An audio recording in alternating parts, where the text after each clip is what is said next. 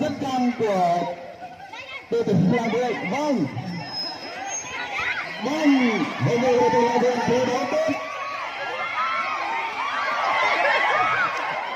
Vâng, như vậy là không có va phạm lưới, ngăn chặn phá bóng rất nguy hiểm của đội tuyển Làng Vượng. Vâng, bóng ra về phía đội tuyển Làng. Vâng, lối đó. Vâng, hậu vệ với đội tuyển Làng Vượng rất đá phạt cho đội tuyển Làng Vượng, và đây là tiền đạo số 10 bên đội tuyển Làng Vượng.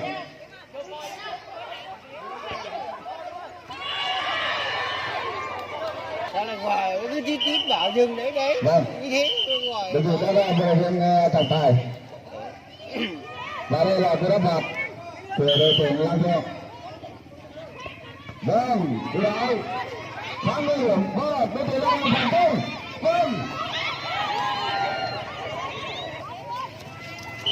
Vâng, Làng đã để tay theo bóng này để bóng chặt tay đá phạt cho đội tuyển Làng Vượng. anh phải quay video cơ. Đây là các bạn. Vâng, phản công cho đội tuyển Làng. Vâng, và như vậy là của đội tuyển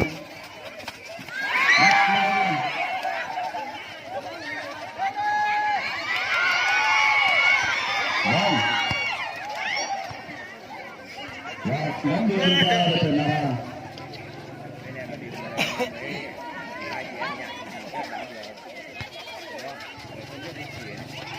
Vâng, cứ mang chân rất nhanh bên tiền đạo số 8 của đội tuyển Làng nên tạm gác cho đội tuyển Làng. Ra ngoài kia đã thủ môn nha. Còn em bắt em khỏe đấy nha. Em thì nó ở trong vòng này đi con.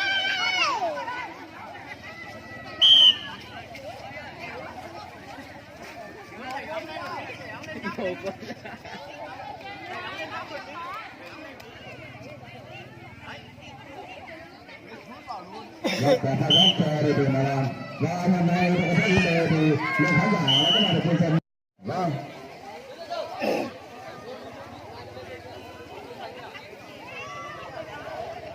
Vâng, chủ công số 8 của đội tuyển Làng Vượng.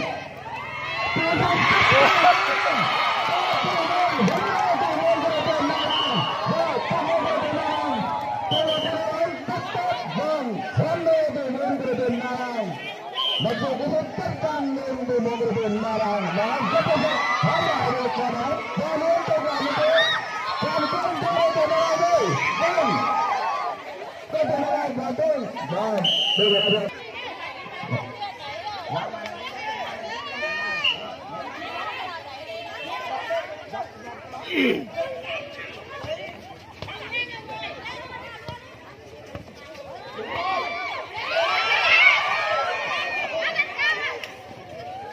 Vâng, đây là bóng rất chính xác. Vâng, hậu vệ của đội tuyển Làng đã lên rất cao.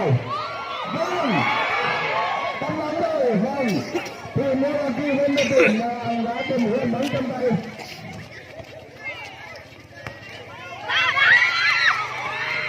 Vâng, mất bóng.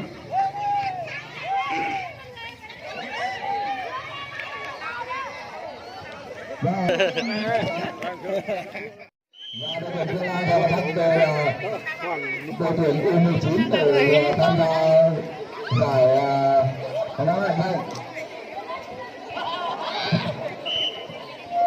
Và như vậy là sẽ có một quả phạt cho đội tuyển Sơn La, đội tuyển Sơn La để bóng chạm tay, và như vậy là đội tuyển Sơn La sẽ có quả đá phạt.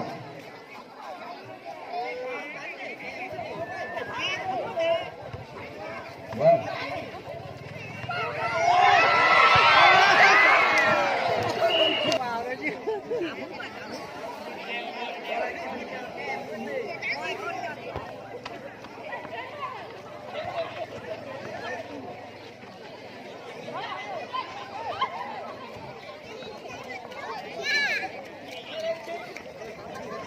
Đúng không?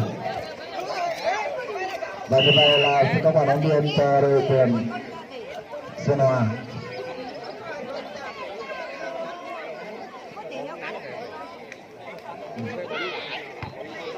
Và để vâng hai đội đang thi đấu vâng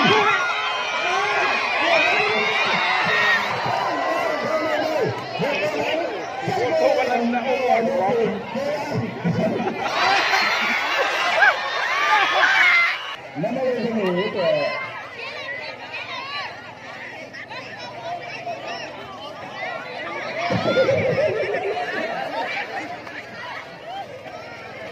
vâng đội tuyển thôn vâng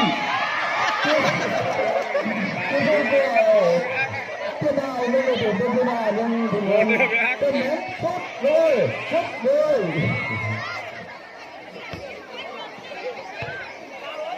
vâng như vậy là đó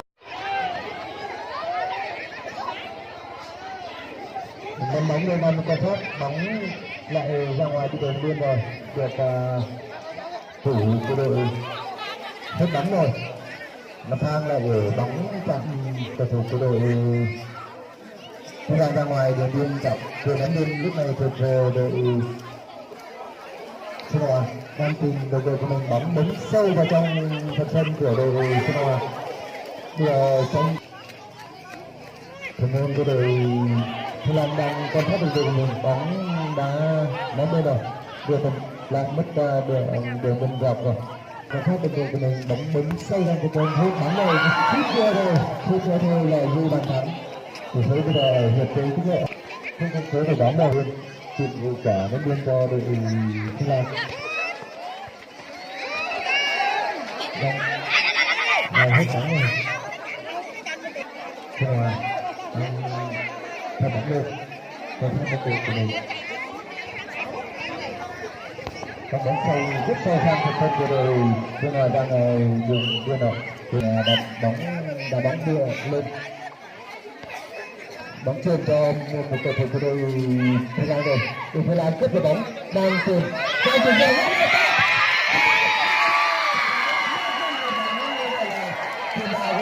Thái Lan đã ghi một bàn thắng thứ hai ở hiệp một như vậy thì số của đội đang cách biệt khoảng cách là 2 vậy là một cầu thủ của đội Sinova sẽ thay thủ môn bây giờ Sinova được rồi bóng đã được chuyền rồi đá chuyền và một cầu thủ của đội Thái Lan đã cướp được bóng nhưng rất nhanh sau đó bóng đây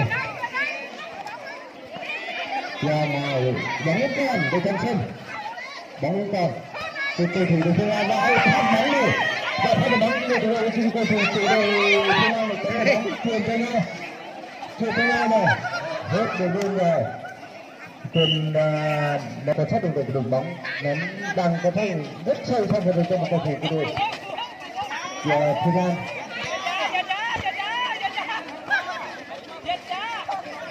bóng vẫn còn bây giờ hai đội đang tranh giành nhau thôi một cầu thủ của đội Thái Lan rất sâu sang phần sân của đội Sinova Thái Lan là cướp đồng bóng này bóng vẫn còn một lại chạm một cầu thủ của đội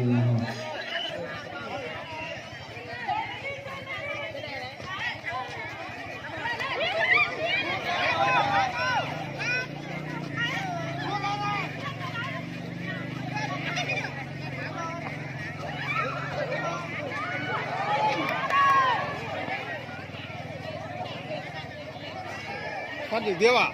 Đâu ạ?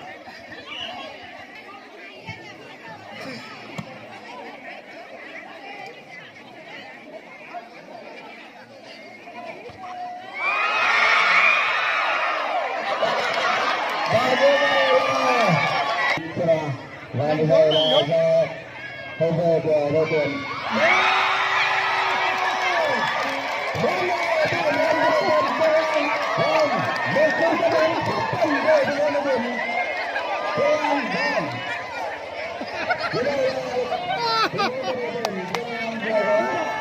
Bốn chân rắn đấy, cắp tiền.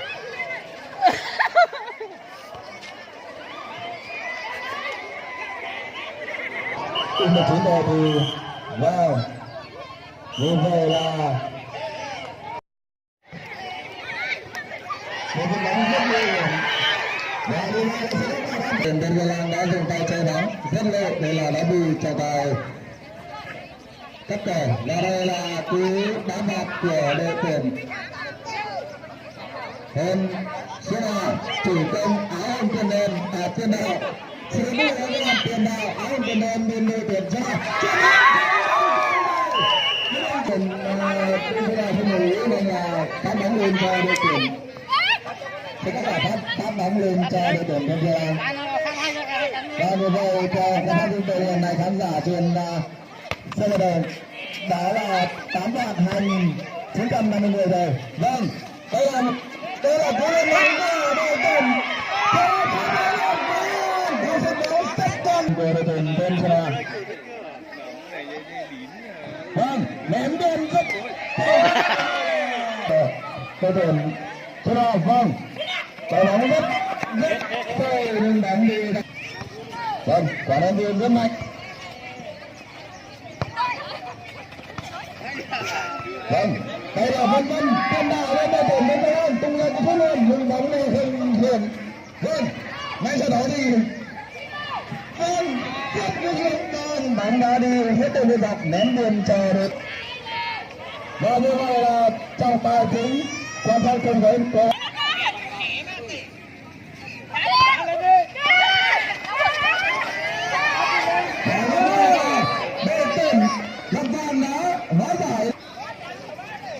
vâng, ném biên tiếp tục là và ném biên cho Huy 30 giây, và đây là và đá phạt cho đội tuyển Tân Gia Lan. Một cú đá phạt ngay sát vòng 16m về phía thủ môn của đội tuyển Tân Gia Lan. Và cú đá phạt của đội tuyển Tân Gia Lan và chưa như trong đây là trọng tài đã cho đội tuyển Sơn Hà đã tạm lạc ở cú đá này. Vâng, một pha bóng rất kịch tính từ con bên của đội tuyển Sơn Hà. Vâng, cái chân bóng không được rồi.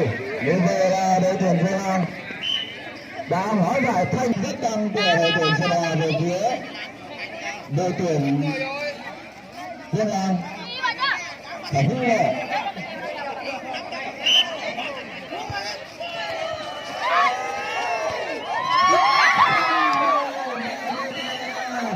Bóng đi chắc tuyệt thật, tự đặt trong đáng tiếc mà thôi. Như vậy là sẽ có cả phát bóng lên cho đội tuyển Tân Gia Lan.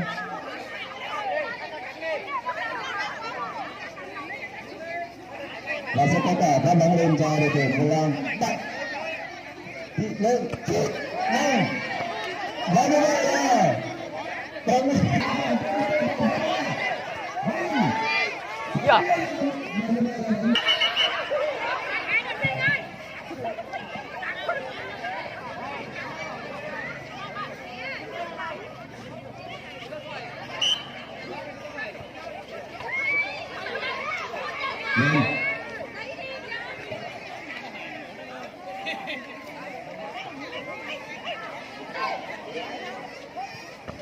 vâng, dễ dàng dẫn dắt của huấn luyện viên.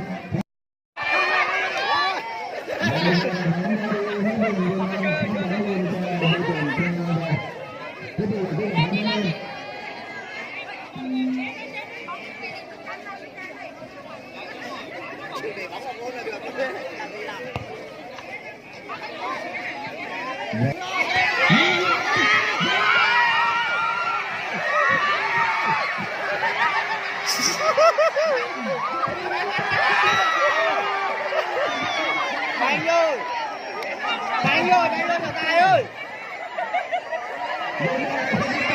đánh đăng ký ơi. Cao thủ áo vàng đánh bóng.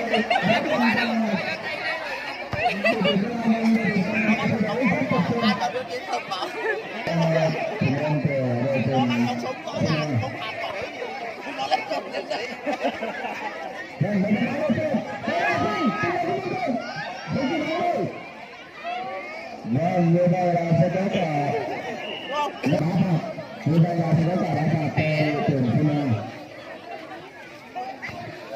Vâng, đá phạt.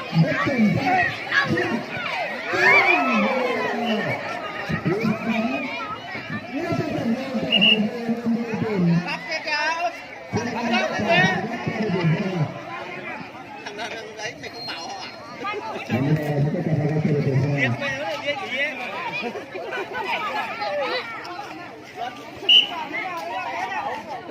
Con bắt được đưa cho đứa cái không cắn nó lên.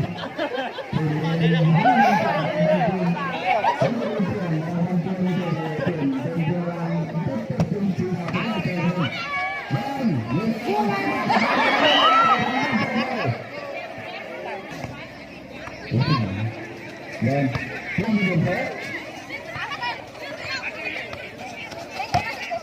Lên, chúng ta phải hát cho là từ trên nào. Phải hát. Lên, lên cho từ trên nào. Lên, lên.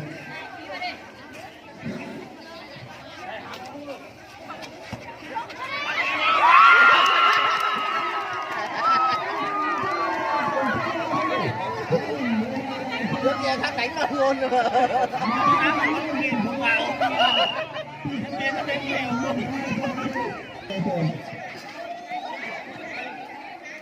Đây là lên cho đội tuyển Sơn La.